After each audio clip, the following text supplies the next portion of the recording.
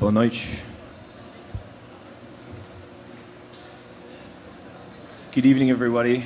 My name is David Shaw, and I'm the Senior Vice President of International and Content for the UFC. Tremendous night here at Mangueirinho Arena. Attendance was sold out for 10,144. The fight of the night goes to Santos and Smith, with the performance bonuses going to Shevchenko and Yuri Alcantara. There are a lot of talks about Shevchenko already getting a title shot at flyweight. What are the UFC plans? She just won, but is there any plans of booking her right away to fight for the title? So no definitive plans for her to fight at the title yet. She obviously put on a masterful performance tonight. I think on the flip side, we were a little upset with the way that it turned out with the refereeing. But to focus on Shevchenko's performance, it was tremendous. She looked great.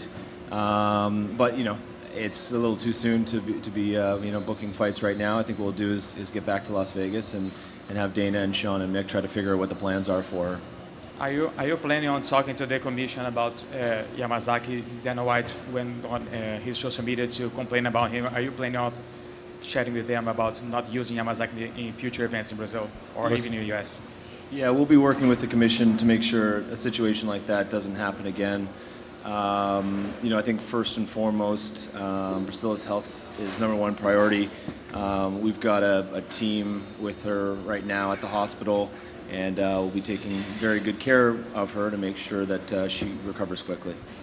This was the first event in the north of Brazil. How satisfied was the organization with the show here? And is there plans of growing the UFC even more in this region of Brazil? Yeah, first and foremost, very, very satisfied. We had a fantastic week here in Belem. The number of people at the open workouts, at the weigh-in, Mick Maynard kept looking at me on stage at the weigh-in, and he couldn't believe how loud it was. And then you see the crowd tonight and how engaged people were. The wave was happening. The crowd was as loud as I've ever heard. And, this is our 30th event in Brazil overall, our first in the state of Pará, our first in Belém, and we will absolutely be back. Lyoto, after the fight, he called out Michael Bisping. Is that something the UFC is looking for? They're both former champions.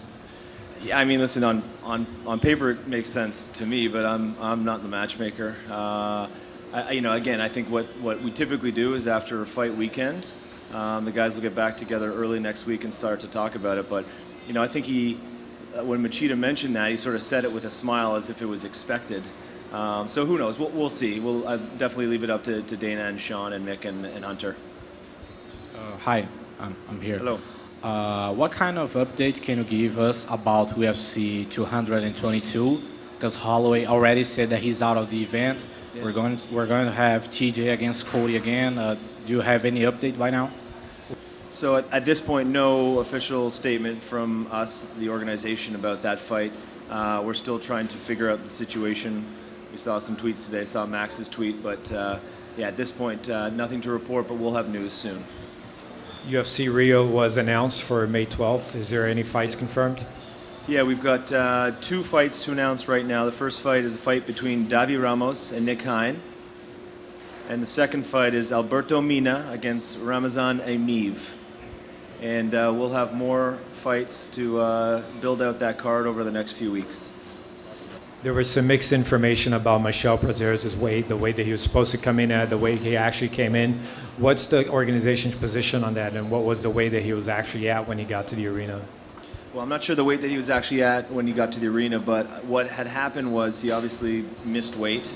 And, the commission alongside Green and Prazeres came to an agreement on the fight to continue. And I think this is a testament to what a warrior Desmond Green is.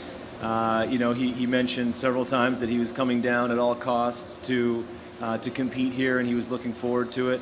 He had some great quote like, savages will be savages. So I think when it came down to it, Green was, eager to compete and took into consideration the weight of Prazeres, and I think they both put on a great performance as well.